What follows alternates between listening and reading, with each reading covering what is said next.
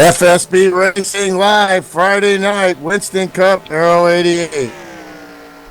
Hi, folks, this is Milt Minner Jr., and we got the monster for you tonight. And we got Rick Johnson on the pole, hometown boy from across the river. As a young lad, peering over, wishing someday he could run at Dover, Delaware, and he's actually I seen pictures of him and his brother when they were little kids watching the races there, the evolution of Dover, and this is the original Dover track, and it does not surprise me Rick Johnson is up on point. This is one of those races that could go a lot of green flag runs, and tire wear and fuel are an issue. Especially fuel is a little more. Wednesday night we saw tire wear, a huge issue in that race, but here at Dover, you want to have tires left, but you want to be able to have enough tire for the whole fuel run, which in the Cup car is like 40 up to 44 laps, but we're gonna have to see what these guys can do. So, and as soon as Greg Bernardo joins us, he'll be here shortly. We'll look at the points. We look at the Bill Yarborough in second there. Watched him on FSB, which is the FSB Live link on the top of your homepage. And there, even when we don't have broadcasts, definitely have see the running lineup, and it's real time updated like every 10 or 15 seconds. And I sat there drinking a beer watching the rookies go at it in the rookie truck and the Sportsman Truck Series. Bill Yarborough was all over. Just couldn't on there, but rookies, it was Pat Rouchet who got the win, and he dominated pretty much. But it was really exciting at the end there, and even though we didn't get to watch the watch it, we're watching these guys practice the pit stops here. That was quite a race, and Pat's a kick in the ass there. Hey, Milty, he certainly is. Thanks, everyone, for coming out. FSBRacing.com and Dover, Delaware, Milty, the Monster Mile. I know it well. I've been there in person. I've actually logged laps there with Kyle Petty in a ride-along. And yeah, it was a great thrill of my poor, pathetic life, I guess, Milty. Yeah, I wouldn't consider that too pathetic. Of course, I used to get those ride-arounds too, growing up. But yeah, we got Dover, the concrete monster here. Right outside is a huge, gigantic monster with a car in his hand going, "Arr." Yeah, and it's always a different car. It's a car that wins the race, gets to throw a car up there that he's not a lot of back-to-back winners here. Have been some guys that have mastered it, though, Milty. And when you master a track like this, it shows your driving skills. And Rick Johnson on the pole. So nice to see that as well. Rick Johnson and Bill Yarborough front row, Milty. And then teammates Sean Johnson, Robert Bokum second row. And the other chunk of Boca Motorsports in row 3, Milty, with Mark DeSenza and Ken Ron. Drivers. Well, missing from this is Matt Watkins, so this kind of opens a door for some of these guys. Matt's beat me personally twice. Once within a few laps, passing me on the outside of turn 4, and then he did it like on the last lap against me in a Pro Cup race. Just really, or maybe it was the other way around. I got one of these races, but Aero 88. But So you got Rick Johnson here. He's won this race many times, and he's a master at running fast and also running the fuel window, which if it goes green, you see a lot of comers and goers. Guys pitting anywhere from 29 laps to 45 laps. Yeah. And so you're going to really be going slow, you know. The fuel window is probably beyond 40 laps. I don't know if tires will be beyond 40 laps, Milty. Guys who abuse them probably will not see a fuel window. Guys that are good with tires, like the guy we're looking at right now, the 18 of Robert Bokum, those guys will be able to do fuel runs, and that could be a huge advantage come the end with a lot of laps here, Milty. 160 laps at the Monster Mile. And we're green. Yeah, so if you do 40, that's four times. So that 40 number is going to be a crucial number, Milty, as Rick Johnson and Bill Yarbrough go at it immediately. And Bill with the on the high side there, trying to make it work early, and Rick Johnson fighting back on the inside. So immediate racing right off the lap 1 here, Milty. These two guys have similar. These two guys have similar personalities, Milty. They like to assert themselves when they have a good car, and they finally sort themselves out. But you know both of them pretty well. Yeah, at IRP last night, Bill followed the 18 of Robert Bokum and altered that race, and it was all over him. But he knows how to follow. He also knows how to stay there close and gauge himself with the 52. These are two seasoned veterans here, and then you got Sean Johnson in the back there in third and in the 5, and we've seen Sean do the. He's one of the fastest, if not maybe the fastest driver I've seen all year, consistently speed-wise. He's just a terror. We're going to see if he can keep with these guys on the long run with the tires. Yeah, and also, like we were talking about in the Pro Cup race on Wednesday, Milty, Sean has proven that he can win races. There's no doubt about it. He's proven he can lead laps and be at the front of almost any track, even road course racing. But sometimes he doesn't show with the finish because of stuff that is maybe avoidable and some unavoidable, of course. But he's just, when he puts it all together, he always seems to be in the mix at the end. Yeah, to win the championship in this league, you gotta, unless you're like doing what Bokum and Matt Watkins have done this season, which there always seems to be that dedicated and skilled driver, because you got so many skilled drivers here that really puts it into a certain series and it shows up every time. It shows up well prepared, but you got to take what you can get and get good solid finishes to race for a championship for sure.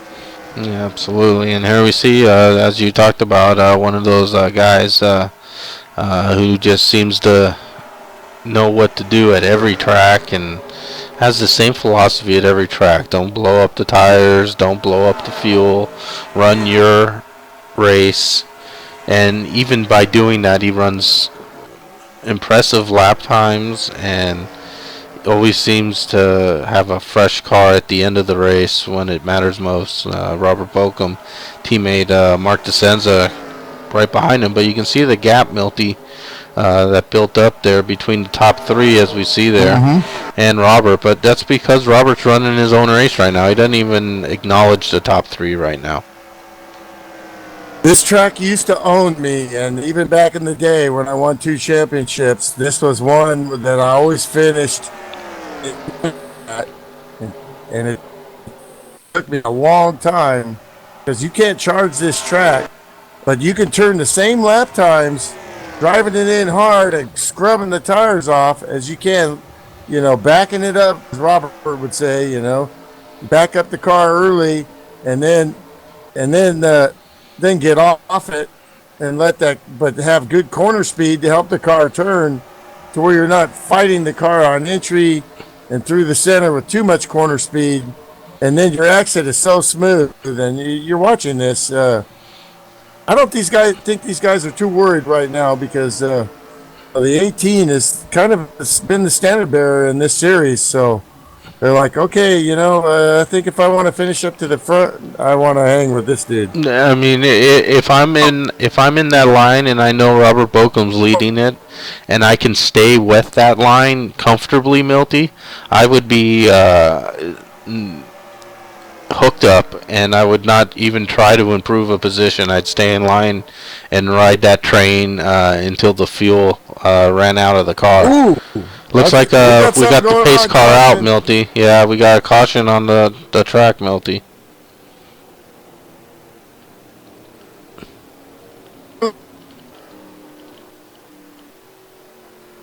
These guys always spoil us with great starts, and but so it looks like Pat Richey in the 77, the winner from last night, is 16 seconds back. I'll have to take a look and see if let's take a quick look back, Melty.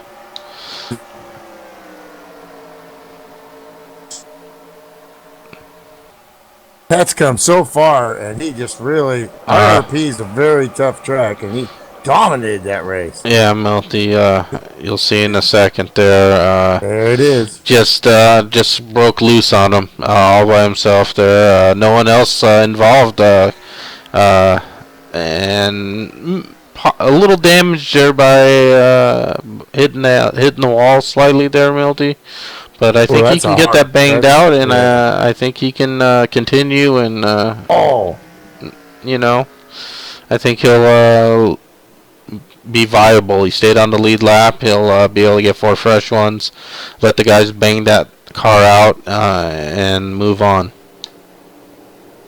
Well, you see what happened there. Is he got up on the car in front of him and he was carrying a little too much speed, I think, and realized it and tried to adjust his line a little bit so he wouldn't run in the back. As I'm looking back here trying to see which car that was Dave Jandry, and so he tried to take that little bit higher line right there, and he might have twitched the wheel a little bit there, and he could have had the air taken off on there because he had cars under him and around him there too. Yeah, Milty, and we can see there's only Ken Hansen in the 9 car is the only taker, Milty, and now Pat Richey, of course, are the only takers. Are you surprised that the guys didn't come in yet with Dover? Absolutely. I'm very surprised at lap 14. I would have came in and at least gotten maybe 2 right sides or something, Milty. So this is interesting. Well, we see the dog right now, as of lap 15, scored leading. Now, for him, getting track position, if you're in the back, you might either you want to lead a lap for points, but otherwise, I'm a little mystified with that. Oh yeah, I can understand. 4 freshies are the shiznit at this track, man. Yeah, I'm mildly surprised there, Milty. I don't blame Dog. Lead a lap, get a bonus point. Hey. Everyone has their pride and stuff, and everyone wants to finish where max points, and leading a lap gives you that chance to get max points. And Dog leads a lap and peels in, and now Bill Yarbrough will be your leader, Milty. Well, when we talked about the 40-lap window and they're already in 16, they're almost to the halfway point of their tire wear already. That's definitely. See Bill horsing around there with the pace car. Bill's a kicking ass, great friend. We text back and forth a lot. I was also thinking about a couple other drivers, amazingly driving home from the mountains after work.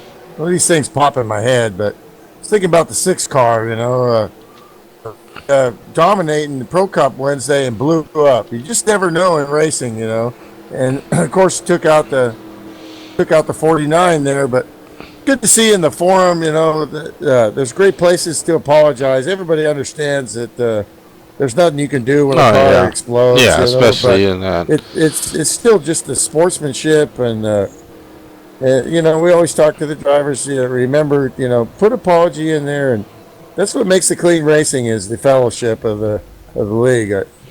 I believe. Yeah, Milty. So Bill Yarbrough leads them down. Milty, lap 16. Basically, everyone on the tires they started the race on, except the 9 car.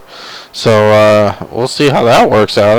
Everyone's on equal footing and equal fuel. So we'll see what happens there with that. But Bill Yarbrough shoots out on the green flag and wants to stretch out a lead here with Rick Johnson following and Sean Johnson. Last Pro Cup race, Milty, it was the Johnson & Johnson show for a while. And here it is Friday night Aero Series, and it's the Johnson & Johnson show. I thought they only put those shows on once a week, not twice. Yeah, well, that definitely dates our age. Because you youngsters are going, what are they talking about? But that's old TV. It's not 250 channels, It's like about 7 of them, I think. And Bill has come back, Milty, and really, when you come back, even if you've been racing, let's say in another league or iRacing or any kind of offline or whatever, when you jump back in a league, Milty, where you're facing guys who are really good, of course, and have already, are used to the setups here and things, and you jump right back in like Bill did, even though Bill's a veteran.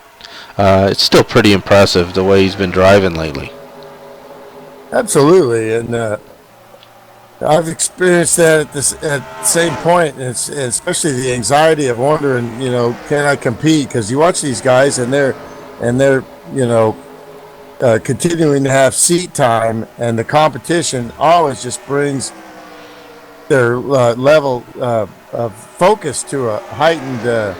So you wonder how you compete. As far as the driving, sometimes it's good to take a break. I think that's kind of what Bill did, because racing's so funny, whether it's real or sim racing.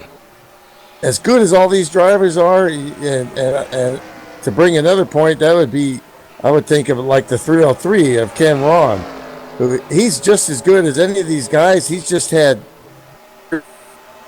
any way you can die, he's done it. Blow up, T-bone, get wrecked, get in the wreck. Just bad. Sometimes racing just kind of goes like that, and sometimes it just falls in your lap, and you're thinking, man, I'm so good. But really, it's just racing's a lot of circumstance, and then of course execution. And there, speak of Ken Ron Milty, we see him right behind Robert Bokum, firmly up in the top 10. So Ken doing what he needs to do early on. And let's scroll through this field, Milty. We haven't had really time to show some guys here. The 151 of Guy Petra, right behind Ken, and there's right behind him, Milty. There's another battle, and it looks like we might have a caution now, Milty, before we can even get through 2 guys. 20 plus car field. Looks like the 108, and it looks like the 72 and the 108 could be involved here. Mike Pruitt is way off pace. Sugar Land, Texas.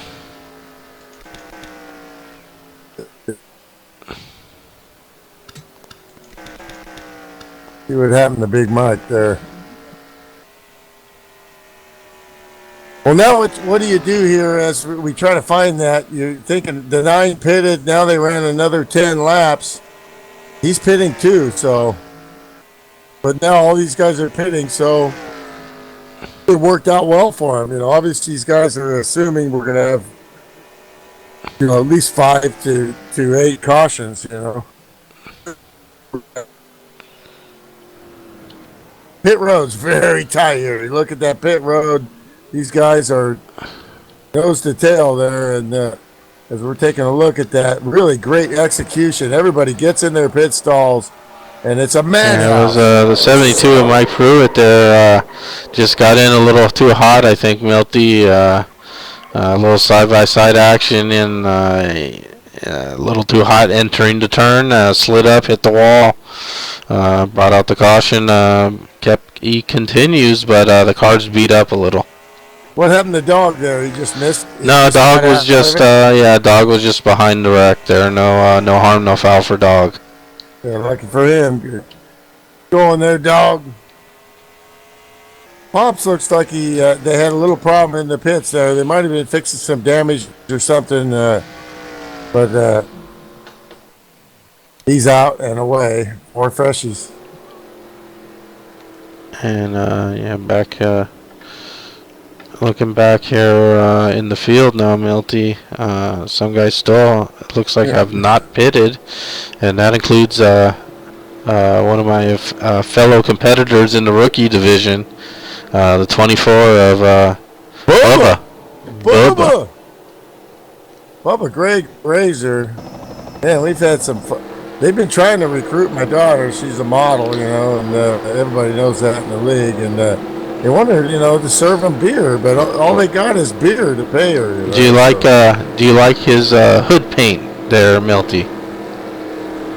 Yeah, he's a colorful and a master of Photoshop. Let me see if I can get a better view of it.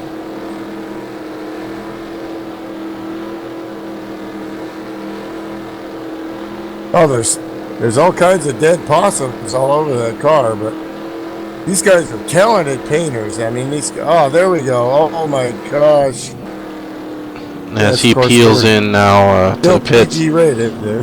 Yeah, it is a family show, Milty. You're right.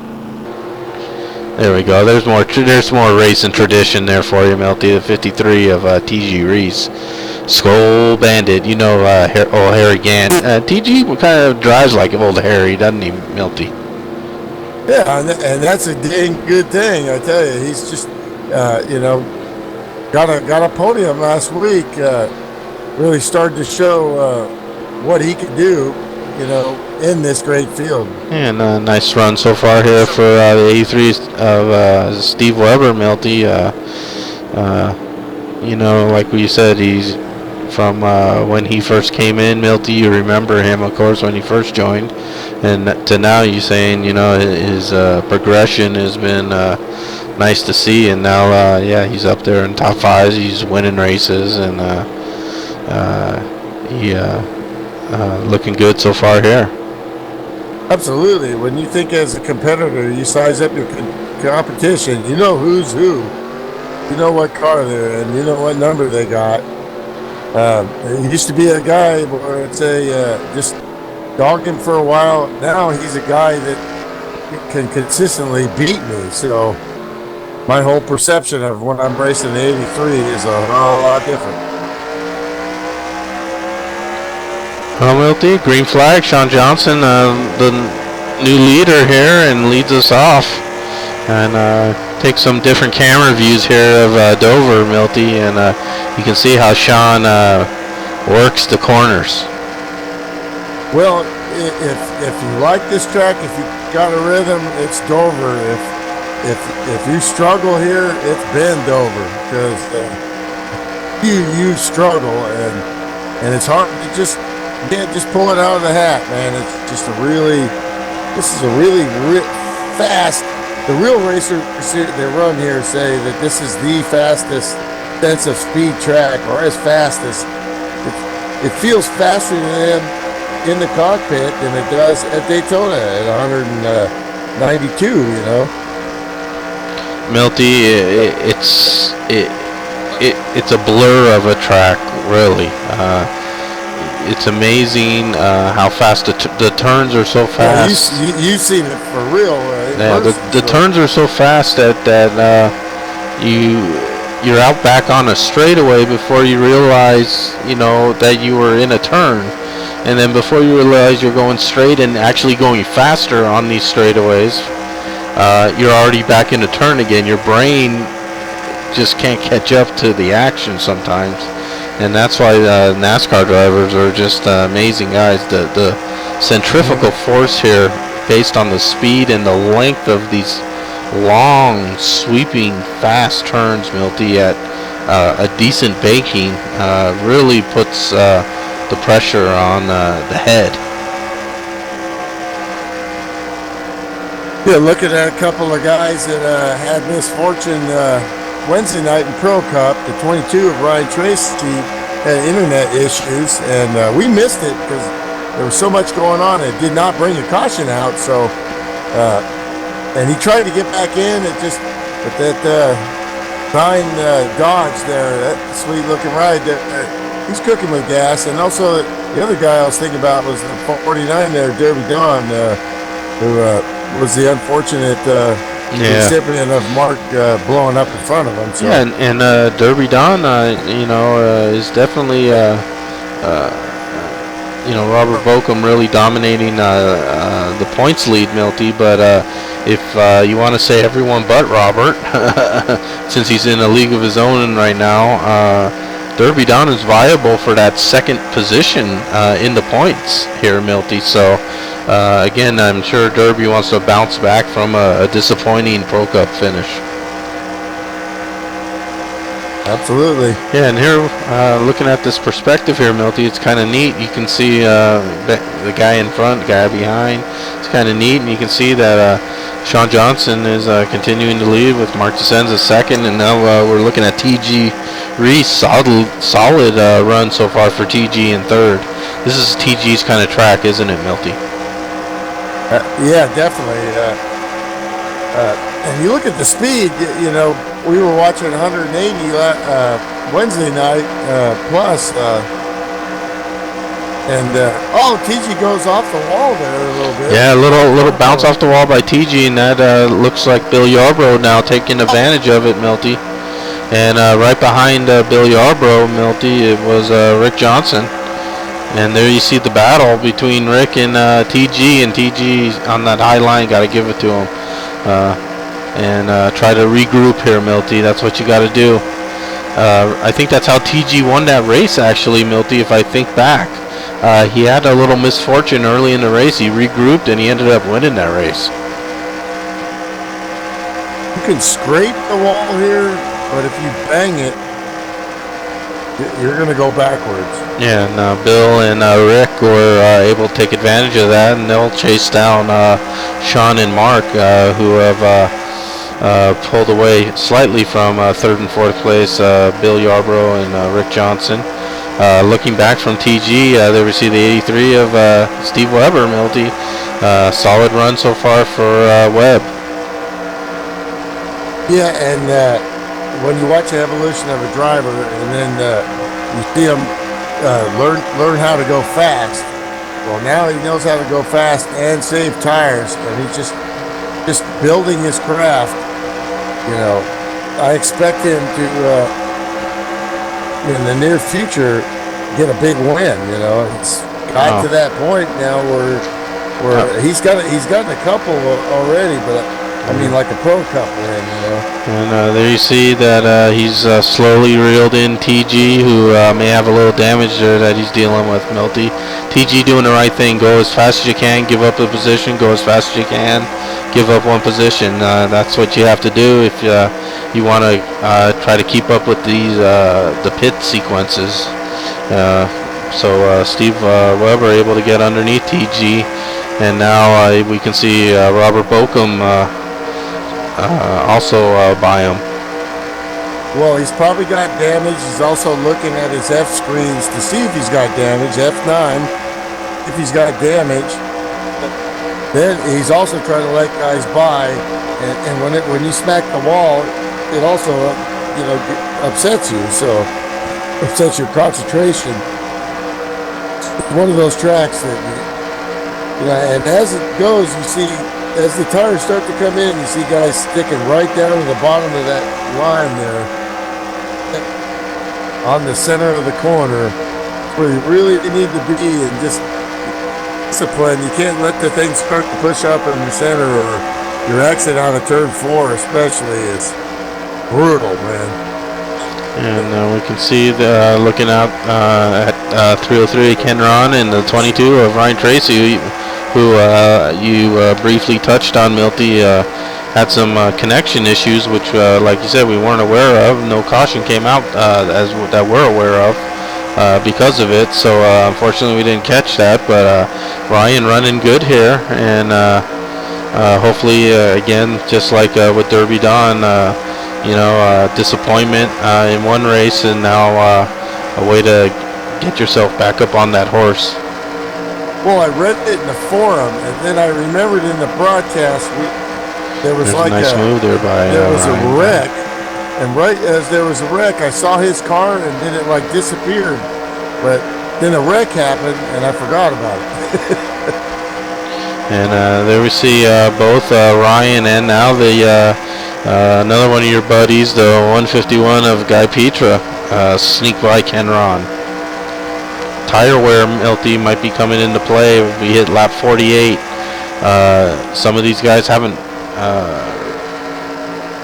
Yeah, they're looking at about the halfway point of the tire run. We left around lap 30, so we got 18 on the books on these tires.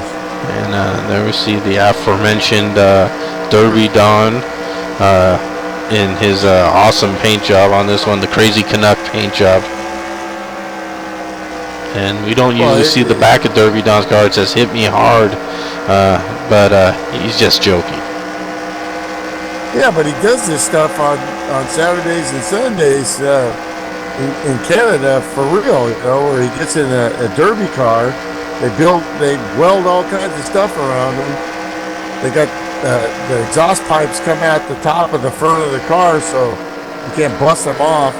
And they run. We got a couple of videos in the FSB forum of him actually running around, and he's also been carried off with a neck brace, and he got home and he was already going, well, okay, this car's trashed. I got to get me another big old tuna boat here, and we're like going, what?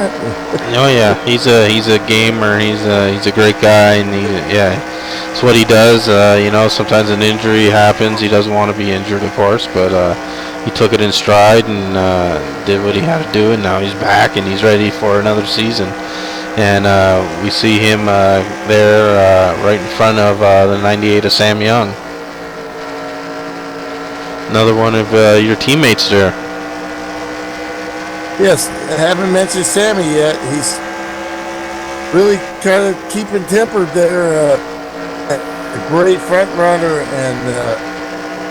and really good on the flat tracks, man. He's keeping that car clean and running solid in the top 10 here. Keep FSB's, all three of these guys since we've signed them was frankly, me and Jim haven't had a lot of time to race, and we were kind of, as a team, we've been rejuvenated with these guys, and a lot of races and well representing us, and sportsmanship wise and racing. Results. So it makes it a lot fun, Yeah. Jim Ray's looking to get. He ran a race here a couple weeks ago on the broadcast. Yes, he did, and that was great to see him. Looking to run more. Yeah, he's looking for more race time on the track. I know like you were talking about with Bill coming back there. He was kind of wondering, but we saw him work his way up to a solid top 5. Yeah, absolutely. It was great to see Jim back. Hope to see him more, and like you said, he's not just the guy that runs the league. He's the guy that can win races if you take him for granted. That's for sure. And 51 to Dave, a couple guys. You don't know about racing. Couple guys we haven't talked about yet either, Milty, since the drop of the green flag and some early cautions there. 51 of Dave Jandry and 47 of Josh Elliker. Slowly keeping the cars clean, Milty. You can see with this view how far back they are from the leaders, but Milty, they're doing what they need to do right now. There you see Absolutely, Dave got just a little high, and Josh slips underneath. That's where you like to pass on these straightaways. Get a good run, get underneath, get by, and then keep your line in the turn here. And Josh able to do that and get by him and continue on. But Milty, it looks like we have a caution out now. Caution is out.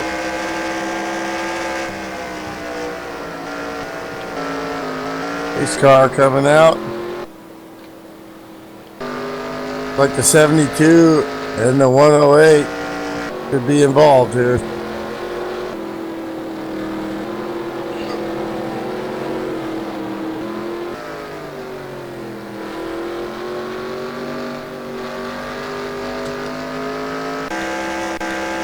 Well, we saw and heard from Josh Elker last week, and like what a dynamic guy this is.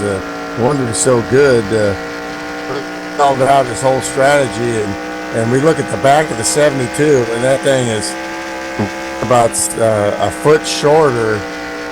There's some hard contact on the rear. That thing's pushed all the way back to the, unfortunately, there's no kids in the back seat. Or I don't know if I've ever seen the rear end punched in like that. That baby's. Oh yeah, and what happened there, Milty? The 72 was. Just going into the turn, just a little gentle touch by the 9 of Ken Hansen, but just in the wrong spot of the turn, Milty, and it turned him around into the wall hard. The leaders all pitting. Sean Johnson has trouble getting in his stall. Number 5, your leader, struggled a little bit. Rick Johnson gets out first. That's a big scramble, big change up in the running order there. Yeah, Milty, let's rewind the pits here and see what happened with Sean Johnson, Milty. Looked like he was just trying to crawl in his stall there. I don't know, but oh, that's a dang, man. There we see the leaders come down, Milty. Rick Johnson, Bill Yarbrough, Robert Bokum, and there's Sean in the fourth slot, if you will, and could not get in his stall. Yeah, look, goes in. Sorry.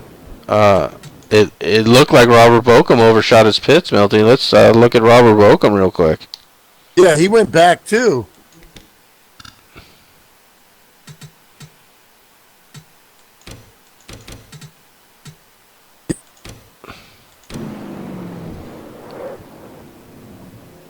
Oh, they both did. Oh. Yeah, Robert really pitted at the extreme end of his pit stall, and it messed up Sean's entry. I think it surprised him a little, and he wasn't prepared out of the corner of his eye. Yeah, he wasn't prepared for the sharp turn-in that he was then required to do, and that cost him, Milty. Yeah, the 5 need to go in more and then curve back. And I know Dover's one of the hardest pit. When you qualify, like he qualified third, and then Robert was ahead of him, and you got to go around the car here. It's so difficult. Then they have high pressure contact. I think the tire man of the 5 got taken out there. Hope he's okay. I'm going to step off a minute and get me a couple of brewskis. This thing's getting interesting. Absolutely. As Milty steps away for a second here, we look at the running order, and I don't know, as we cross the line here, let's see if we can get an update on the running order, just to make sure we are all up to date. And yes, it is correct. Sean Johnson now all the way back to 15th place. So that block in there, or unfortunate circumstance on pit road for Sean Johnson, really cost him in the track position. But he's a capable driver. But this is his challenge now tonight. Can he keep his head and drive a cautious but aggressive race without spinning out or getting involved in something, or press the issue because he feels an urgency? There's still lots of laps left, just under 100 laps remaining here, 98 laps remaining, so plenty of time for Sean Johnson. Rick Johnson is shown as your leader. 54 Bill Yarbrough is second, and 18 of Robert Bokum third. And we are green, and there you see Rick and Bill lead it off.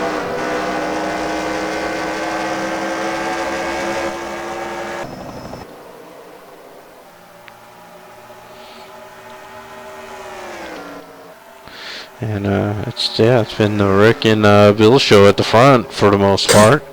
Both guys have been strong, and they've maintained through pit stops now, and that's a good sign for them. As as I said, we just cut under 100 laps to go, 96 now to go. So still plenty of time to make adjustments and think about what you need to do for the rest of the race here, and not panic yet. We see some good racing there. That P1 pit stall at this track. It's huge. It's bigger, and it's got that straight run out. Well, even Bill's, though he's in second. And the caution's back out, Milty. Toledo. 72 is retired. We got, well, no, we're going to take a looky here. Take a looky here.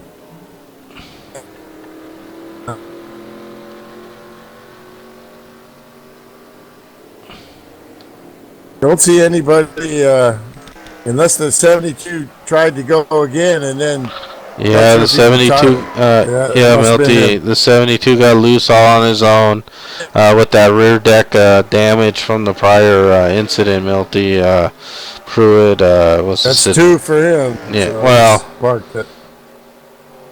he got bumped from behind in his first one, Milty. I wouldn't really count that against him.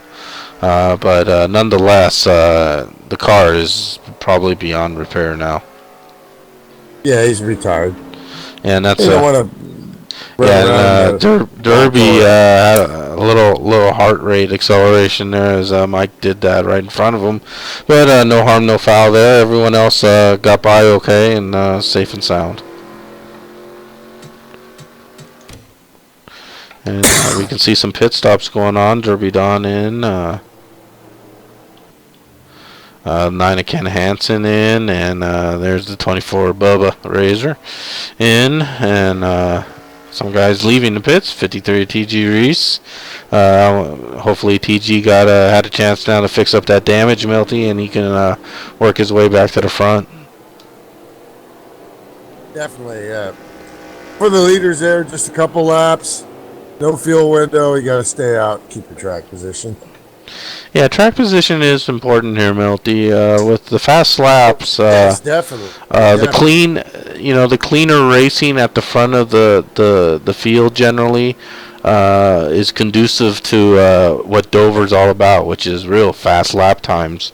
When you get bogged down too wide every single lap, and every single lap you have to battle and look in your mirror and look at the outside guy and look at the guy right in front of you, the lap times suffer here greatly, and the leaders are able to pull away very quickly here. Yeah, even if it just happens once, like we see, instant second or 2 second gaps within a couple laps. If it's just the initial checkup at the start, then everybody gets going. It's hard to recover. Then when you try to push, because it's happened to me many times where I've had a top 5 car, but I'm like right in the top 5, and for some reason there always ends up being a little gap, either for my style or speed, and draft is important, not as much as some other tracks, and also just rhythm, and then when there's a gap and you try to push a little bit harder to bring yourself back in, that's all it takes to make your tires unhappy. Yeah, or just have the car break loose, as we've seen some guys have that happen to them. Checking fast laps so far, Milty, through the first 68 laps now. 44, Mark Fravert showing fast lap. Mark DeSenza, Pops, and 9 of Ken Hansen, and Joe Cutt throwing fast laps up there, Milty. Cut's got himself into the top 10 now, but the rest of those cars weren't even the top 10. That shows you, like we talked about at the beginning, how fast you can run hard for a few laps, and especially when you're trying to make up ground, but then how quickly it can go away. And you see the leaders are keeping that good average lap pace. That's absolutely right, Melty. And then also, like you said, if there is a 6-7 car draft, and you're tucked in nicely, and you can pick up a couple of tenths here and there on any given one lap to set that fast lap time. But fast lap doesn't equal win races, especially in FSB with so many good drivers. And Rick will take the green flag and lead him off with Bill right on his tail. Those two have liked to separate early, and with Robert Bokum, usually the guy with tires and fuel in mind, I'm sure he's gonna probably watch him get away from him for a second here, Milty, because I don't think he likes to run that type of race here at Dover. Yeah, and plus it's just the accordion effect of the start. These cars, not so much, but in Pro Cup, didn't mention that because these cars, you can pretty much mash them at the start-finish line, but take a look at this track. It's still banked on the straightaway. So when you got 850, 900 horsepower in the Pro Cup cars, getting loose is a tremendous problem on these restarts. These cars have had, you can pretty much get on it, except for that you can spin the tires in that initial, if you just pop the clutch, but otherwise they take off pretty good. But there we see Joe Cudd and Pops and Mark Favorite, the guys with those fast laps, are all running together. No coincidence, maybe there. Maybe they were all tucked in together and all rock those laps at the same time, Milty. And they're not too far back. And again, they got clean race cars, and they know there's a lot of laps still, so they're doing the right thing here, Milty. Yeah, definitely. And the thing about this track is with these restarts and these different sized runs, and as how much the car changes at Dover throughout the run, you're gonna have to see who keeps up with what their car feels like and where their track position is. That's why you see a lot of changing around there, and that's why I like Rick Johnson's chances up in front there. You see, the 52's been as comfortable we've seen him in a while. He's done a lot of starting from the back and then having to fight back from problems. Yeah, no. But now he's just getting the run there, and he trusts the 54. He knows this guy. We all know Bill. We've all raced for a long time. These guys are really going to. Their whole goal is to keep it 1-2 to about 20 to go, and then let's settle it. Absolutely, Milty. Some great driving here at the front. Here like you said. Welcome. Yeah. No. Robert has made a run, and Robert's not a guy to press the issue. As I said, I don't think he's going to press any issues right now. I think he just, took a look for the sake of taking a look there. Nothing serious. Teammate Mark DeCenza right behind him, tucked in, watching his back, so Robert can relax from behind, knowing that he's not going to have some guy, bonsai him into a corner or do anything silly or get in the back of him or anything like that. So always nice to have a teammate right behind you, Milty. Well, and when you watch the way Robert did that, I call it, show yourself. Get your car in the middle. You want to show yourself to your competitor. Take a look. Try to learn something for later in the race. But when you show yourself, you can't do it at the expense of screwing up your apex into the corner and grinding your tires off. That one time, that one show of force could hurt you. You saw how Robert took a look, and then before he got to the apex, he brought his car back up and then made the apex without grinding his tires. You know, it's very important. Passing is hardest things to do in sim racing, especially in this league, and finish top 5 have to be able to pass, and it gets harder as you go up the food chain too. Yeah, and this series, Milty, like you said, the cars are a tick. The setups are loose and challenging, but the cars are a little friendlier. Drive a little friendlier, and you can be a little more aggressive here and there. And this is a track that rewards aggressiveness. And we see Sean Johnson, Milty, who had some of those issues early in the race, and he has to begin his climb back to the front. And he's doing a pretty good job so far. Yeah, you got to pick him off real slow. You're just at the halfway point right now, a couple laps over. You know, he's definitely got the speed to get up front there. But yeah, and there we see Ken Ron, who was up with the top 5 first. He flirted up there with the leaders for a second, Milty, and then I don't know if he clipped the wall or something happened up there. But he slid back, and now he's been kind of stuck back there. He hasn't been able to make his way back to the front. And the guy right behind him, Pat Rouchet, who we saw had a little spin of his own early on, Milty, but he got the car fixed up, and he looks like he's running pretty decent.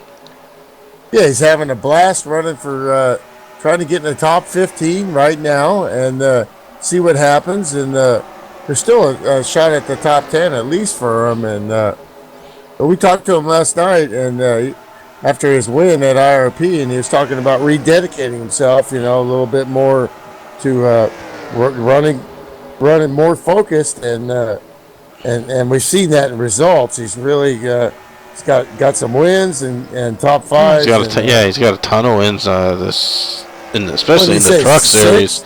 Yeah, he's just dominating the truck series right now, Milty. He's the class of the field every week. It doesn't matter, super speedway, short track, road course. We see some problems there, Milty. We got someone, Guy Petra, slowing. Caution is out. Yeah, he's slowing. I don't know if the engine let go there, Milty, or something happened. But yeah, smoke came out, and Guy is stopping on the track, and he is disconnecting, Milty. Kablamo. We see it right here. Going back. That Monsoon Ford car has been pretty strong, and that thing just went blam. It almost looked like he downshifted. You know, it blew up so bad. Sometimes that has happened, Milty. Guys bump the shifter, or Let me go down there and talk to him in his team channel and see what happens. Okay, as Milty does that, we'll watch some of our first live pit stops. We've been watching some incidents there. Lots of yellows so far here at Dover, which kind of surprising. Milty and I both thought there would be some pretty good long green runs. We had some decent green flag racing, but now a couple cautions. Rick Johnson leads the field down. Billy Arborough right next to him. Robert Bokum and Mark DeSenza. Let's see who wins the race off pit road here. There we get a good look at pit road. All the guys lined up, getting service. You see some guys have to back up. Ken Hansen boxed in and had to back up, and that's going to cost him. Rick Johnson did get off first. As Milty said, that first pit stall here at Dover pays dividends and helps Rick Johnson retain the lead. Yeah, the team reports they looked inside there, and there's a big hole in the header, so that's thing just blowed up on him.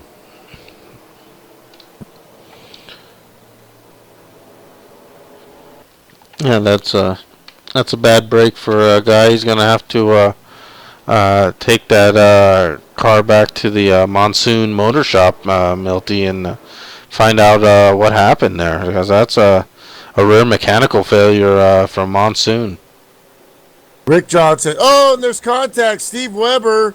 I was just talking to him in the team channel there, and he hits the wall there. It shouldn't be no damage. Should be okay for him. Rick Johnson gets out in front. That first pit stall, and Rick likes running up front. So And bad news for the Bears. Derby Don is showing here right behind the pace car, Milty. I don't know if Derby's feeling a little racy and deciding to stay out here, or if he just wanted to lead a lap. Like I said, Derby is a points runner here. And the guy he's chasing is like 3 cars behind him. And, of course, you can't seem to ever get too far ahead of Robert Bokum anyways, Milty. Even if you have that luxury of leading, you look back, he's probably like 1 or 2 back only anyways.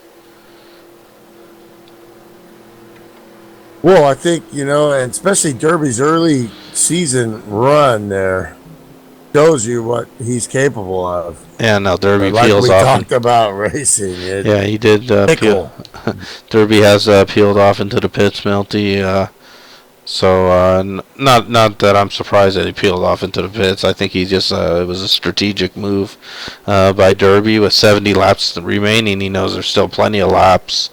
If the car feels good, Derby, Milty, he can go to the front.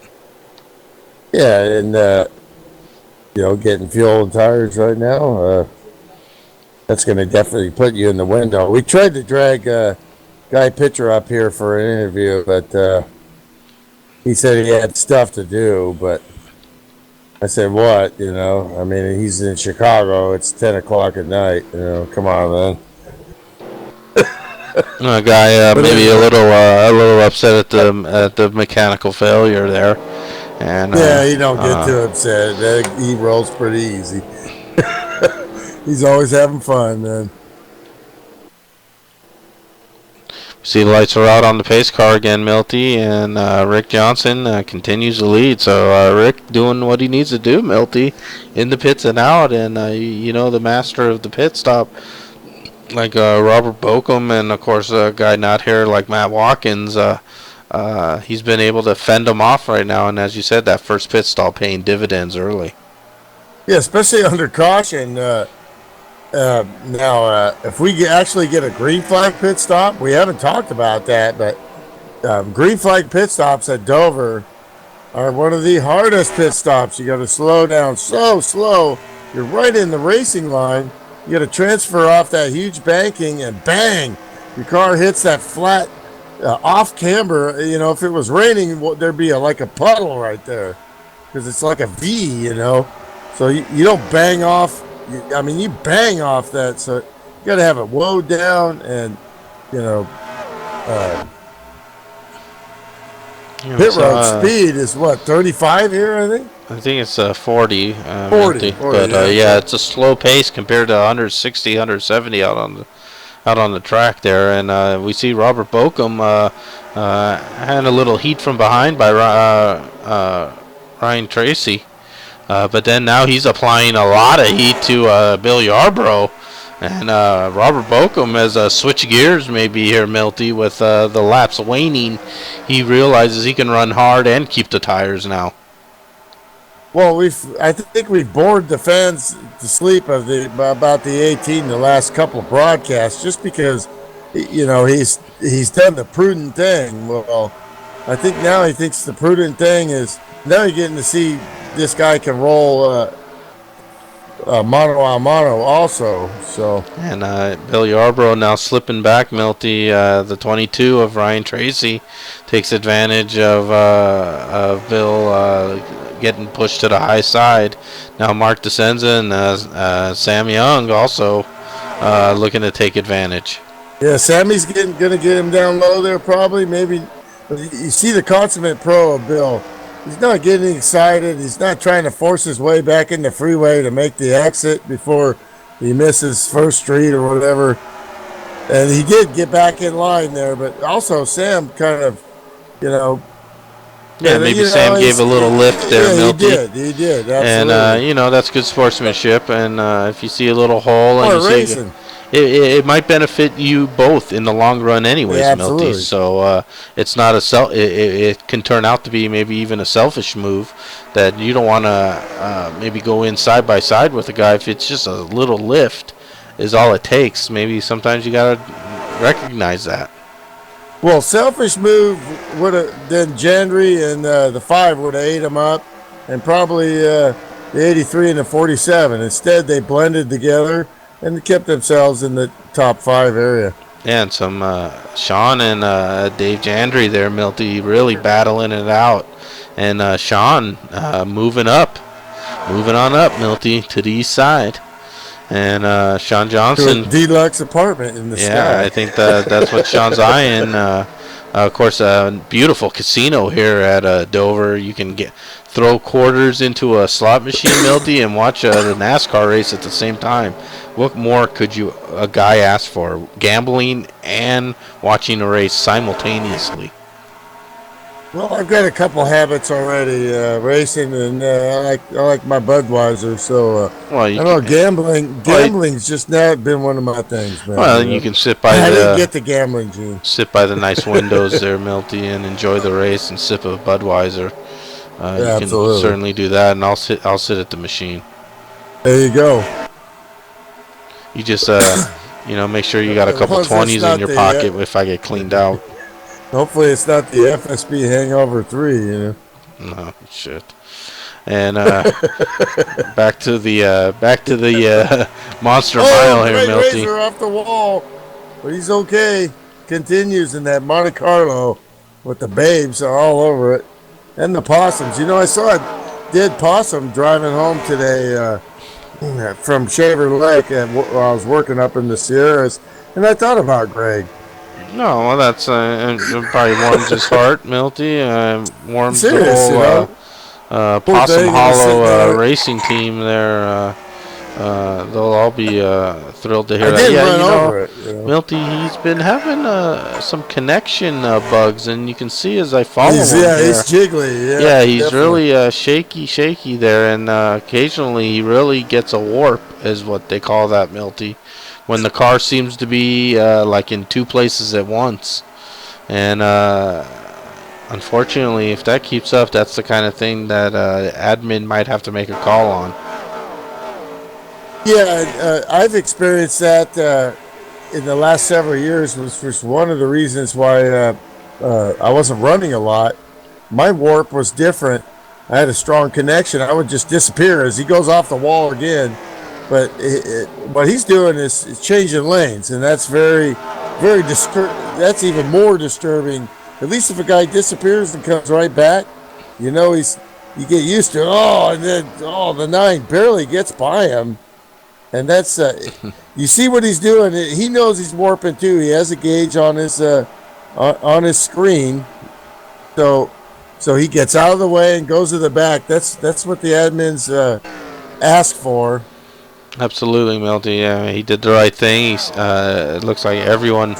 It's very difficult for someone to know sometimes from their perspective, Milty. You could not be there, even though you think you're there on the screen. Other people may not see you. Oh, we got a car blown up. Somebody just absolutely exploded, and it's the 54 of Bill Yarborough. You got to be kidding me. Oh, man, Bill's had such bad luck. Ignition is and the 54 is done. He's got to be, ay caramba. Caution is out. Yeah, and let's take a quick look back here. We see Bill, and the motor just boom.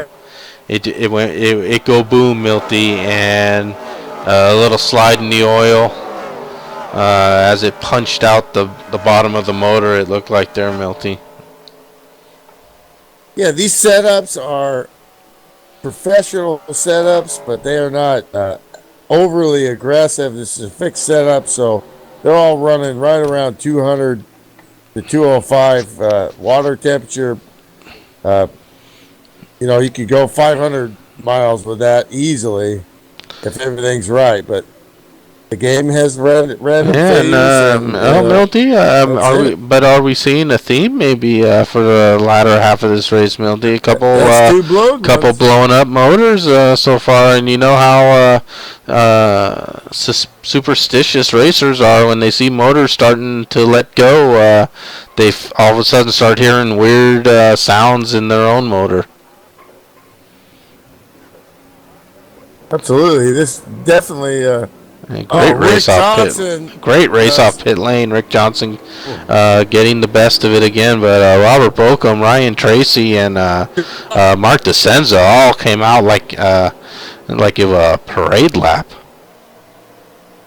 Well, Bocum's still running around in front, and now he's moving over. Yeah, that first stall we talked about that straight out run there. Absolutely, Melty. You don't have to push your pit stop. Just make a clean stop, and even though Bocum better stop, still couldn't beat him. And Milty, as we look at how many laps are remaining, we see there's 52 laps remaining now, and the lights remain on the pace car. So let's say go racing at 49 remaining, Milty. That's too long to run. It looks like they're all gonna have to make one more stop here, or can someone make it 48, 49 laps, Milty? The caution. I don't think so. I think it's about 44, 45 max. Right, you're absolutely right. The two things you look at is the trend of the race and the trend in history of this race. Like, of course, you don't have a notebook like Chad has for Johnson, Jimmy Johnson, or maybe you do. Everything's possible, but the experience of this race and this particular race is you're probably going to have another caution. So I don't really think right now I think they're going to race, especially the guys up front are going to race for track position and race to win and expect another caution. Well, I guess then my question then to you, Milty, as the expert driver. I said the same thing Wednesday night, and I was wrong. Would be that if you're saying, if that's your plan as you drive around right now under caution, that you're going to see at least one more caution before the end of this race. Are you milking everything right now? Are you clutching the heck out of the thing? Are you saving every ounce of fuel? Sure. And because you're planning on driving the rest of this race without seeing the pits again. You do that even at the beginning under caution. The reason you do that is because of of course, now it's the end of the race, so, can I make it to the end, but it's still about how much fuel they have to put back in your car when you're, when you either want to fill it up with 2 cans or whatever, is the fact that if you can save as much fuel as you can, then it takes less time for them to put the fuel in. So if your tires get done first, then you don't want to be waiting on fuel more than. Milty, what about as we take as the green flag falls, Milty? We are 49 laps. So 49 laps. If it stayed green, everyone would have to pit, in my opinion. I think 44, 45 laps would be maximum, and the tires at 44 and 45 laps would really be worse for wear as well. I think I've seen nearly that much, but you would have to clutch from this moment right now. It would have to stay green. You'd have to clutch and go way backwards or close to backwards. You don't see the 52 doing that. He's not thinking it's going to happen, so he's going for it. So then the other school of thought in these kind of situations is as soon as you run, let's say 15 laps, Milt. Let's say you run the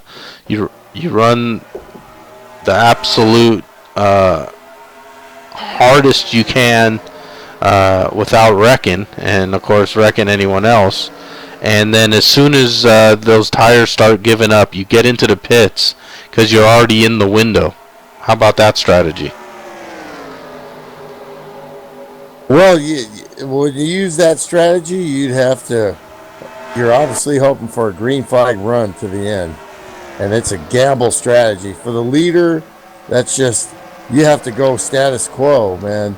For guy from top 5 back that wants to take a chance.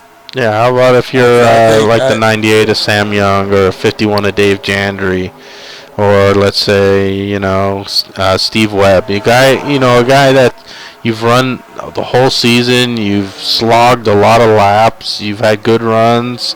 When your car's been maybe the best, all of a sudden you get involved in a wreck. Do you have to gamble, Milty, to win here at FSB? Well, look at them. They're racing the pass. They want to get up front, and Rick is pushing it. Last lap for Rick Johnson is only 2/10 off his best lap. So there's no saving nothing right now for these front runners. And Sean Johnson, Milty, like we documented with the troubles he had early in the race, he's back. He's in the top 5, and he was really pressing Ryan there for a position. But he backed off a little, and to his detriment now, I think Dave Jandry, clipping the apron, trying to get underneath Sean. Almost a disaster there for Dave Jandry. And Josh Elliker there giving him some room, it looks like. How slightly as the 47 just moved up there. Josh Elliker, last week's winner, just slithered his way up to the front there. And they're all going for it. You can see it. The top 10 is only 1.4 seconds from the leader. So that pretty much tells us what they're seeing from their pit crew and from their gut. We got to go for it. We're not going to make it. Now we start to get in the thinking of what you were saying, which is when this thing gets down to we're 40 laps 20, now. 20, 40 laps to go. When it gets down to like 20 to go, or even sooner, like you said, maybe a 15 lap run would be like 25 or 30 to go. Absolutely, Milty. If I'm not in the top, let's say 5 right now, and I'm driving with everything I got, and I'm not making any headway because the guys ahead of me are just that fast. Oh, you still got. I got to do something different. You got a couple wild cards here. You got Bubba struggling with connection, but he's got a clean car, so he seemed to have put himself in an area where he just wants to, get a good finish, which he's had a great race. You don't really. I'm looking for damaged cars here, and now we see Milty run for the lead. Robert Bokum looked to the inside of Rick Johnson, but Rick not having any of that right now. I don't think so. No. And yeah, I raced this guy for years, man. I think he's. But who's to say? Let's watch and see. Most guys see Robert Bokum filling up their mirror, Milty, and they'd be just like, "Oh no," but I don't see that in Rick Johnson. I see him hitting his marks lap after lap, and so be it. Let me tell you, it's sure a lot nicer having him in my garage than when he was in the ECR garage back in the day. Because this is the guy I was hoping wouldn't show up.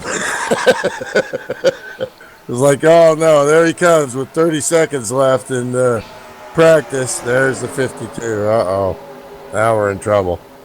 Yeah, Milty, and now looking at the lap counter, Milty, as I said, the speeds here are fast. The laps click off very fast here, Milty. 35 to go. This is now, it's got to kind of a green look almost to it now, Milty. It does, yeah. And we see Joe Cutt on the inside of Steve Weber making a nice little pass there. You can do an over-under move on people here too, Milty. That's where the guy gets around on the inside of you, but then drifts up high, and then you're able to back off just a little there, and then get that hard run and dive down to the inside and get back around him. And Steve Webb trying to do that over for Joe Cutt here, and it looks like Steve Webb will be successful in pulling it off, Milty. Especially 1 and 2. Because 1 and 2, you can take a couple different lines. We drive it in a little harder and arc the corner. 3 and 4, it's all about the exit. You got a wide exit coming out of 2, so you can drive over and under and over. But in 3 and 4, that turn 4 wall closes up mighty quick. And everything status quo here at the front. Milty, Rick Johnson, Robert Boca, Mark DeSenza, top 3. And Ryan Tracy, Sean Johnson, Dave Jandry, the next trio of vehicles. So Ryan Tracy with a great run so far, Milty, in 4th. Yes, stunning, I mean, but it's like he was running so well the other night, but then just like we're talking about the other internet problems, man, it just really, you pretty much got to pack it in thinking about a win, but solidly in 4th there, and he's surrounded by some contenders. Yes, he is. He's driving a great race so far, and the car looks pink and clean, Milty. So doing a great job there. And there's our good friend Derby Don, Milty, still battling away and just chipping slightly away, Milty. I don't think he's where he really would like to be right now. With under 30 laps remaining, I think he'd like to be a little further up the running order, Milty. But he's I think in 11th place here, Milty, and with 28 laps remaining, he's going to have to really get the hammer down now, or take my strategy and pit right now. Absolutely.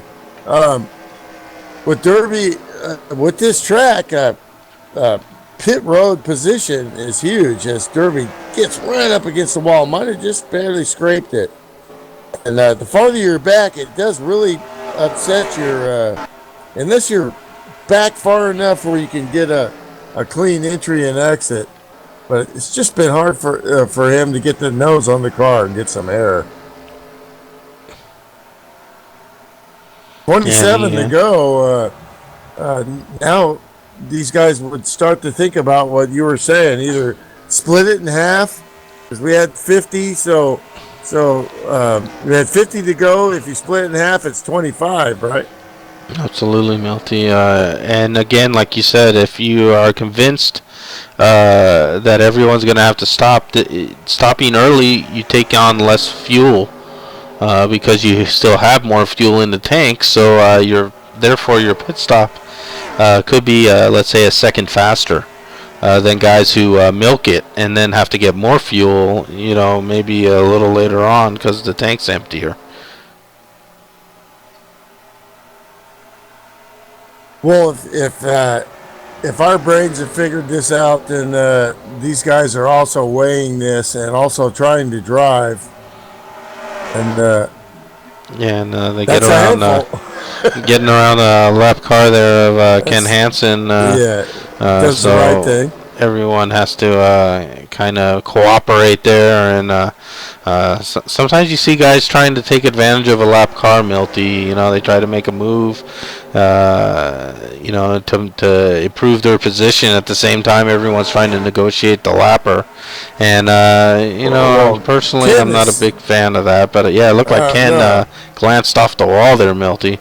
But what he's doing is and this is exactly what I do when I'm 2 laps down. Is just give it all up, and that's great sportsmanship and knowledge of racing. And he wants when he's in contention for a top 5, he wants that same kind of treatment, which he will get. And that's what solidifies you as a member in this league is when it's easy to be happy when things go well. What are you going to do? How are you going to act? And he just gave him as much room as he could, and that's how we roll.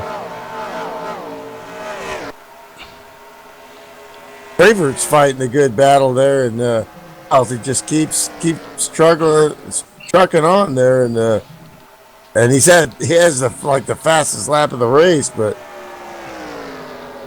Yeah, and Rick is really setting a pace, and Robert Bokum's staying right with him. So I think Milty, these guys are. I think Robert said, I can't save enough fuel, or like you were saying earlier, Milty, he'd fall too far back to save the massive amount of fuel that would be required.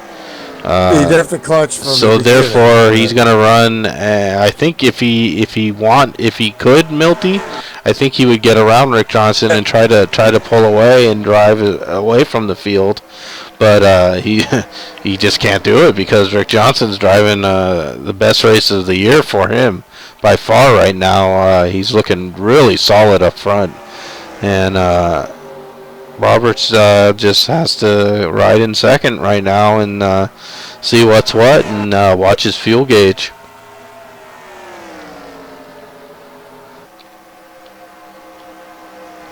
Okay, so let's say we're going to run it out. So we're looking at about 7 laps left where they're going to have to pit.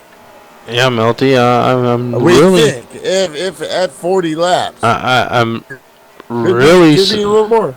I'm really surprised there hasn't been any takers on pit lane, Milty. But nonetheless, I think this is going to be a follow the leader. When Rick Johnson pits, I think everyone's going to pit. Or I cannot imagine that guys can go 49 laps on fuel, Milty.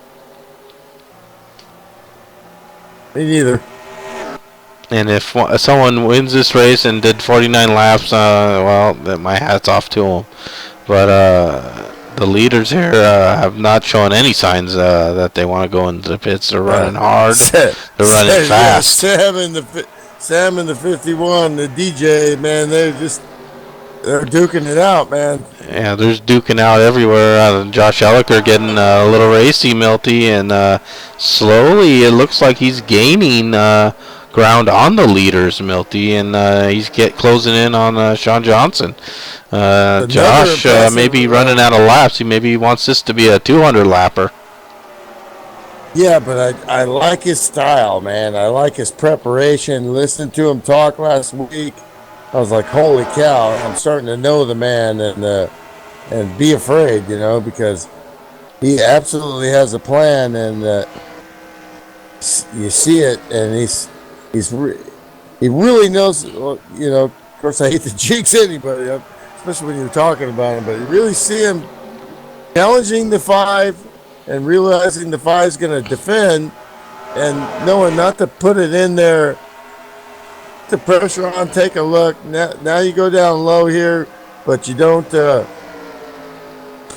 he keeps it down low, and they're both squirrely there. That's some great driving by both drivers, Yeah, and that, Milty, it's really tough to pass on the inside line. You got to almost, as you pinch it down. You seen Josh get loose there. Yeah, as you pinch it down, Milty, you either have to get off the gas or like you get a little loose like what happened to him.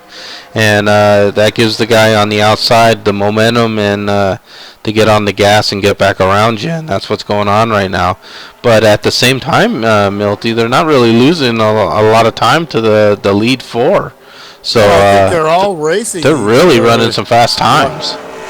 Yeah, and they were smart there, and when you go to the Feist perspective, and he was on that outside line, you got your peripheral vision, you're looking out the corner of your eye, seeing the 47 down there low, spotters, and you still got to keep that high line, but not be so aggressive that you put it up into the wall.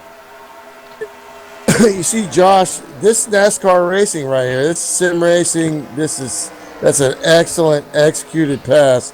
If you want to, kids at home, you want to see how it's done. That's how it's done. You work your opponent. You don't put a fender on them. You hold your line and then you execute it. Yeah, and that's against them. Milty, Josh is really moving to the front right now, Milty. We might have to call him the closer because, man, he's really looking good. He's in the top 5 now. He just got by Sean Johnson, and he just has just left him. And he's now I'm sorry. Just making a move already on Ryan Tracy, who's just been all over the back bumper of Mark DeSenza. So maybe guys need to start looking in their mirror there. Now there's 8 to go. We're right at the fuel window area we thought about. Yes, Milty, 8 laps here, and no one showing any signs of pitting, which, hey, maybe we're wrong, Milty, but when I looked at the gauges in practice, I didn't see that you could do 49 laps, but maybe I misread it. But these guys are still running hard. Rick Johnson continues to lead. Sam Young is pitting. Okay, so we're starting to see some guys finally crack, Milty. Green flag stops. Now this is where it separates the men from the boys. You got 2 choices. You got to make this a good pit stop, or you run right into the freaking wall right there. And it looks like Sam is the only one on pit lane, Milty. So Sam, the first one, I wouldn't even call this a gamble at the lap that we're at. With 5 remaining, but let's keep an eye on the leaders here, Milty. I'd like to keep an eye on this racing here at the same time. Rick continuing to lead, Robert Bokum continuing to be in second. But really, the story of the leaders. 5 is pitting. Story of these leaders, Milty, is the 47, who is now in up to 4th and pressuring the 6 car. And Josh just running out of laps here, unfortunately. 4 to go, coming up on 3. Waiting for if anybody else. The 5 couldn't make it. He's coming in. Is that tires or fuel? Well, at this point, Milty, I'm taking a splash and go now. It's a splash and go now. These tires are staying on my car. 3 to go, coming up on 2. I'm watching we see no more signals yet.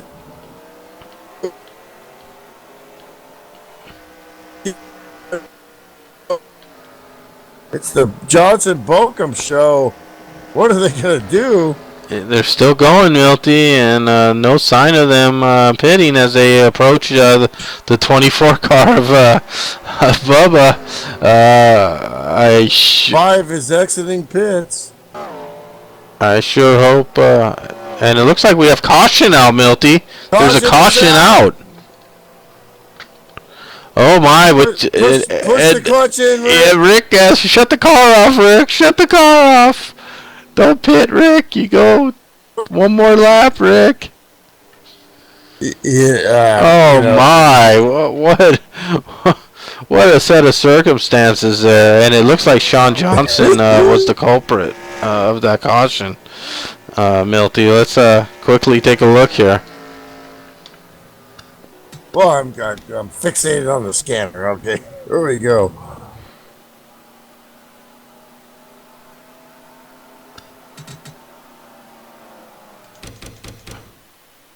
Four-time Cup champion, 2-time Horseman Cup champion. Oh my! As Sean got going out of the pits, Milty, he got a little loose in front of I believe it was Mark Fravert, and heavy contact. Yeah, that's obviously not what he wanted to do. I think he was, pushing the issue there, and oh man. good. They got to finish this race still. We're on lap 160 right now. They're coming around. Yeah, we see. We're gonna keep our eyes glued on these two guys. How about that? That's my teammate right there, Rick Johnson. Sorry, I got to be a little bit favoritive there.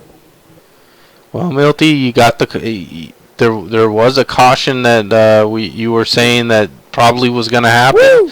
It just happened with 2 laps to go, and Rick Johnson's able to stretch the fuel with that aid of the caution, possibly to take a huge win, and I believe his first win of the season as well. So just a great win by Rick Johnson.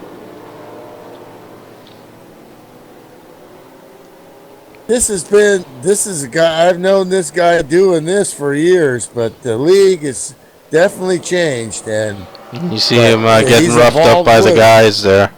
Definitely.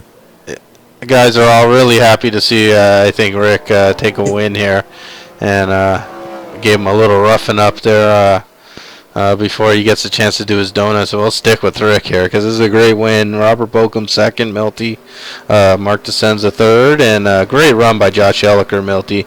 If that thing stayed green and we had 180 laps instead of 160, I think Josh would have won this race, Milty. I cannot express, well, I guess I tried to, but,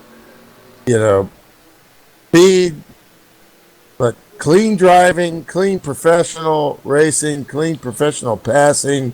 I mean, we caught that live, and that's just great stuff. If you had an instruction video, you would say, do what the 47 done there, and you can go places. So. And Rick beating up his car. He's cashing a check tonight. I'm going to step away just for a second. He's cashing a check tonight, Milty. He doesn't care about what this car is. Then I'm going to drag his ass up here. I'll be right back.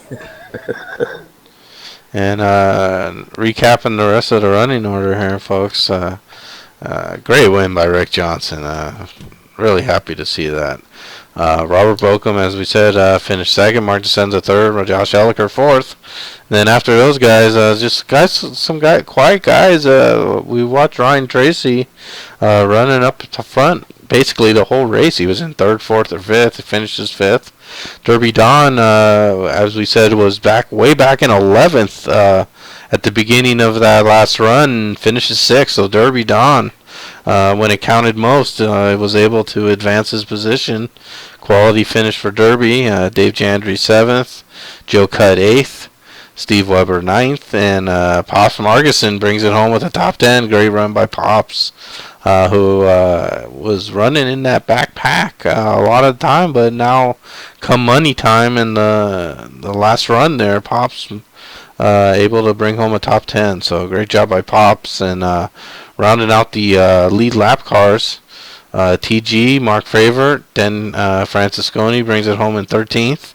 Ken Ron 14th, and last car in the lead lap was Bubba, who had those maybe some internet snafus, but able to persevere and get a lead lap finish for a rookie, which is not easy to do in a Winston Cup race. So hats off to Bubba, keeping it together there with the top 15 finish there. Good job, bud.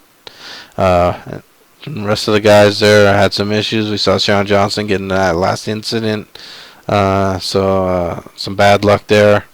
And the rest of the guys finished laps down. I think those guys had a pit for some fuel, so they lost some laps right at the end of the race there. And of course, some guys blew up. Bill Yarbrough and Guy Petra both bad luck there. As Pat had some bad luck early on, and so did Mike. So, yeah, great win by Rick Johnson.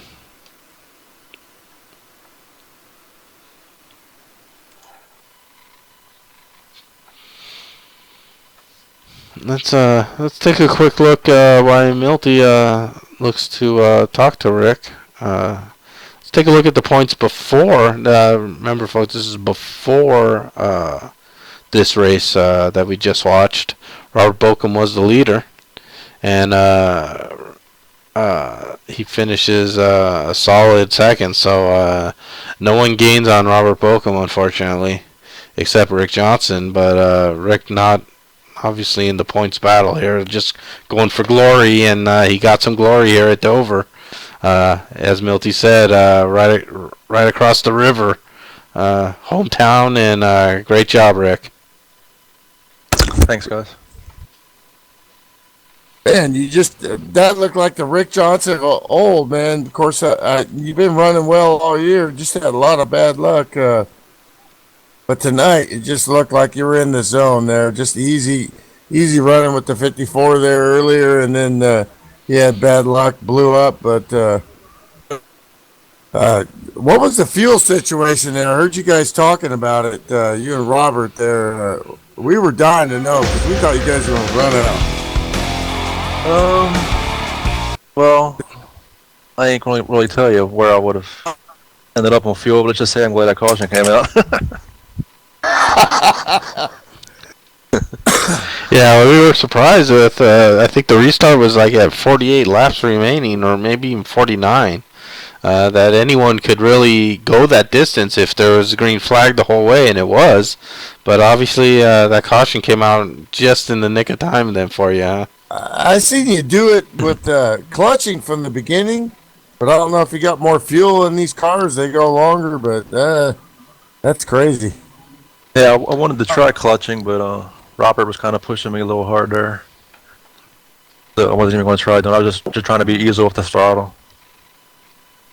I tried backing him up in the middle of the corners a little bit to let him get to me, then push it hard off the turns. Yeah, we were talking about that in the broadcast, and but you guys were still running within two tenths of your fastest lap times, but you were still backing it off and keeping those guys behind you. That was monumental, man. That's an absolute great win, man. Thanks, Mel. Car was definitely hooked up tonight. You know how I drive. I usually don't run up front the whole race like that, but it has to be a pretty fast car for me to do it.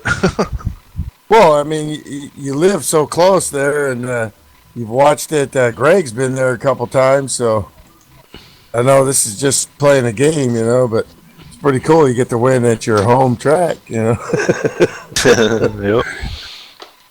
Yeah, Rick, and early in the race there, you and Bill Yarbrough were really battling it out and trading the lead there for a while. That was some good racing early on. Did you want to race hard from the get-go and take the lead and stay out front, or were you just racing a strategy and it just turned out that you two were just so racy together?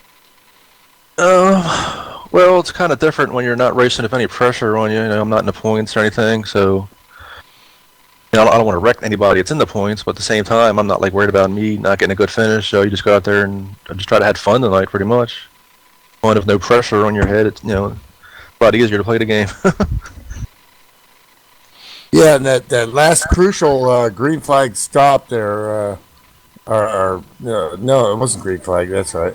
The last stop there where you came out and you beat Robert past the line there.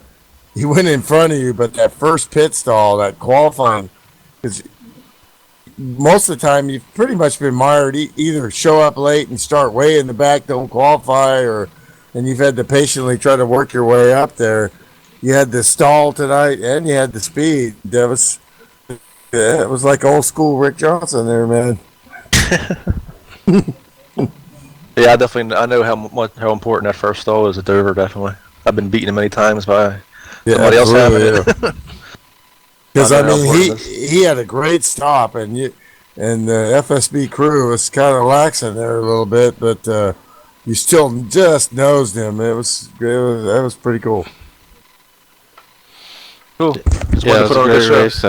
Congratulations, Rick, and yeah, it's great to see you finally break through. You seem like you've had some really good rides in both the Pro Cup and the series, and just maybe haven't got the results that you deserved. So good to see you finally take the checker. Cool. Thanks, guys. Hey, Rick, I'll drag you back in there and talk with the guys, and we'll see you next time. Yeah, thanks, Rick. And yeah, have a great win for Rick Johnson. We see the points are updated. Appreciate Joe Cutt there, series admin, working hard after driving. So I appreciate that for Joe He's Cutt. such a cool admin. Such a cool dude, you know. And he can drive too. we see Robert Bokum, Milty, stretching that lead to 64 points over Sean Johnson. Derby Don, though, fighting back over Steve Weber and edging him by just 1 point for that third and final podium spot, Milty. So that might be a great battle to watch there. As we can see, the top three only separated by 13 points, Milty. So those guys can still have something to race for. I feel so bad for Sean. He's had a lot of contact this year, you know, and a lot of times it's just, you know, just stuff happens, you know, and you know, he's the kind of guy you're gonna, and you know, in time, all of a sudden you're gonna see him just break off a bunch of wins. You know, it's gonna happen for him. It's just, you know, he definitely didn't want to be that guy to bring that caution out, which it would have, you know, Rick Johnson. Unless you're Rick Johnson. Rick Johnson was mum there, man. I mean, the only information you get like that from Rick is in the team channel, which thank God he's my teammate now, because he's got it pretty much covered there. He would not say what he basically alluded, like we might have run out, you know. I don't know where. What he said was, I don't know where we would have finished. Yeah, so yeah, would have really. It looked like they were, and it looked like the rest of the guys up front, Milty, all made the same decision. They were going to run the car out of gas. They had to, man. And how about that? If that thing stayed green and the top 5-6 ran out of gas, and we had like the 6th or 7th place guys zoom in, that would have been something to see. But that caution came out, and Rick took advantage of the good drive that he did and brought it home.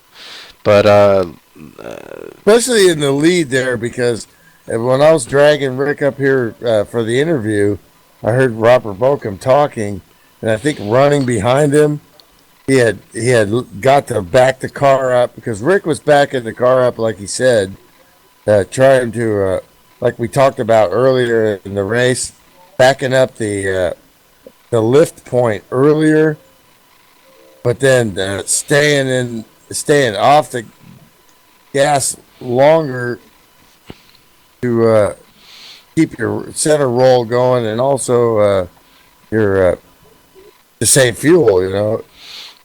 And they were still running within 0.2 of their fast lap. Yeah, and looking forward to next week here in the Aero Series, Milty. They're going to be at the Kansas after market track, the revamped 2009 version of Kansas. The Aero Series, Milty, is mostly aftermarket tracks. We sprinkle in a few oldies but goodies like Dover, and I believe Michigan is an original track in Pocono. But most of the tracks are some interesting mixes of the aftermarket tracks, and this Kansas one is one of them. So it should be a great race. Another fast track.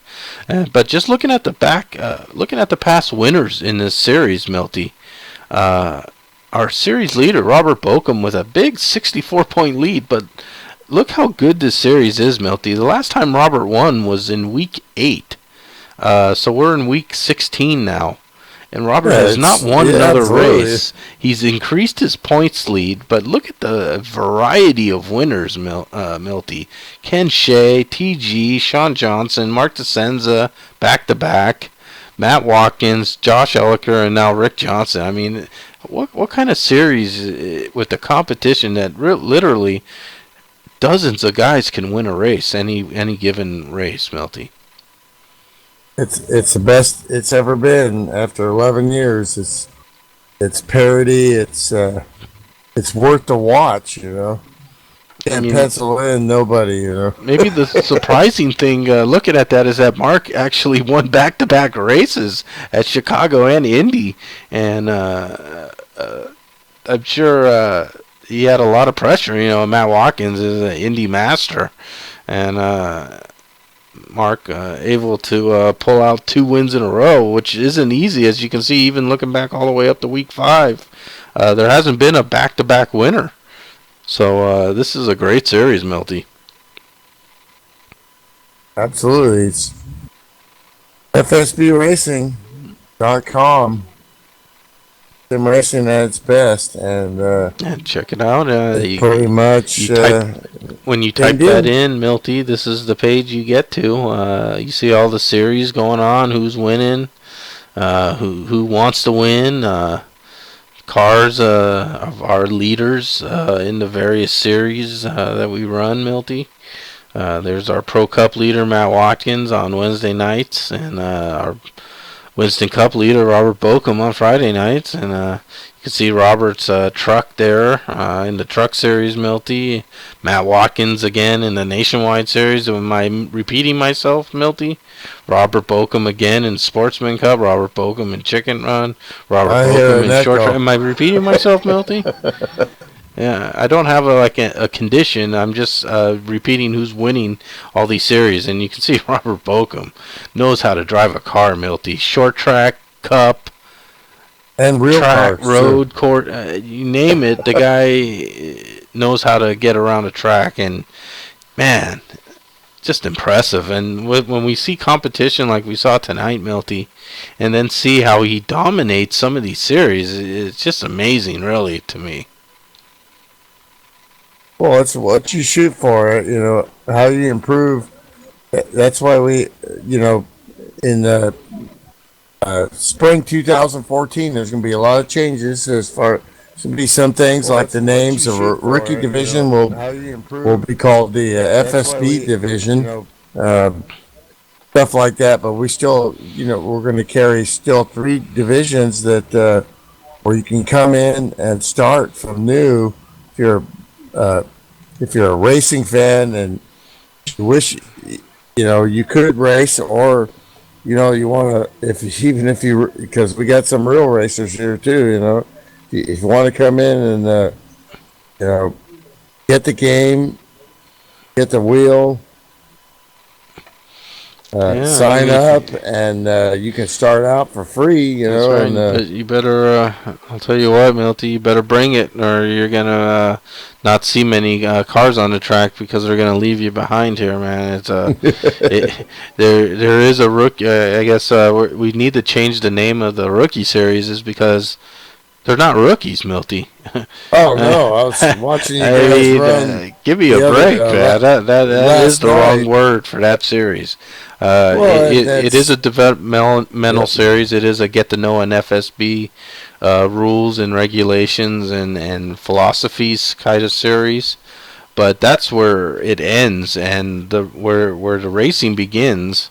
It's certainly not rookie racing by any means. It's kind of it is a good comparison to, let's say, like the ARCA series, Milty. When you watch those ARCA races, there's some racing going down, and you see some veterans in that series. You see some up-and-comer 15-year-old kids, and everything in between, and that kind of reminds me of the Rookie Cup. You get some hot shots that shoot up and win everything, and you can watch their rise right through the ranks, just like you can here, Milty. Yeah, and the great thing about it too is, the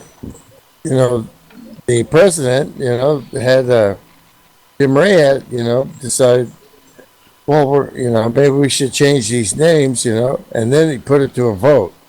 And so the drivers get to vote on, a lot of, things that are involved. So it's democracy to a point, and then it's there's a guild adminship that judges fairly and watches every race, and so you have structure. It's not like iRacing where it's absolute chaos out there, especially when you're just trying to get into the game. Absolutely not. And you want to be treated fairly. That's you can come here and have some fun. Nor is it a ghost town. Some of these leagues, Milty, that I've been in the past, week 1 of the new season, everyone's pumped up and fields are healthy and everything's good. Come week 5, a couple guys are missing. A couple come week 10, there's like 10 guys left, and come the last few races of the season, it's basically the guy that's winning and maybe the guy in second and third that are showing up for these races. But that's not the way it is here at FSB, because the competition is there, the juices are flowing, and a race win, regardless of where you are in the points, Milty, a race win at FSB is a huge feather in your cap, no matter what series you run it in, because the fields are there and the competition is high level. Yeah, the races are going to be run. Server's going to be on. You're gonna be able to have some fun, Absolutely. So look forward to having our next fun, Milty, on Wednesday. Pro Cup, Milty. Chase race number 3. Quickly before we go off the air, let's check where we're going to be, Milty. And that's, of course, where the guys are going to be tomorrow night. Night race at Richmond. Short track racing, Milty. Yeah, Richmond's a great show. It's a great track to run. It's a great setup.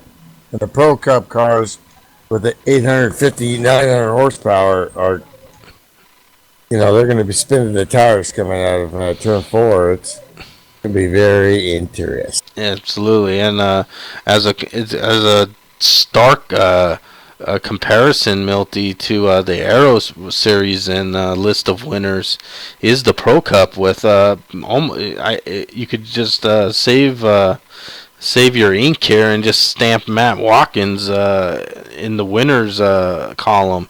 Matt Watkins really dominating the Pro Cup this season, Milty. Well, it's the Pro Cup, and it's the setups are professional, loose, with fast cars. Takes experience, preparation. But the thing is, there's a lot of sim racers out there that run at NASCAR 2003 for the last since 2003. And the leagues, there used to be tons of leagues in Sierra. So there's still guys out there that have had kids or had work, had to go out there. And maybe they might come across this broadcast and, with a lot of experience, like a guy like Ken Hansen, who's running a lot of different leagues over the years and all around our age, and, get a chance to get back into gaming again, get back in a chance to sim racing. There's still a professional league here that where you can still do that, and it might be as good or as anything you've raced in the past. Absolutely, and we look forward to our next broadcast Wednesday, Pro Cup Richmond, and appreciate Milty. Great race again tonight. Good seeing your pal Rick Johnson finally get that checkered. He's been after this season. Great guy. Just a good quality race from the guys. A few cautions in the early going to chop it up, but a good long 50-lap run there at the end to decide the winner. And Rick was up to the task. So good race, and thanks for joining me, Milty. And look forward to Wednesday. Go, Greg.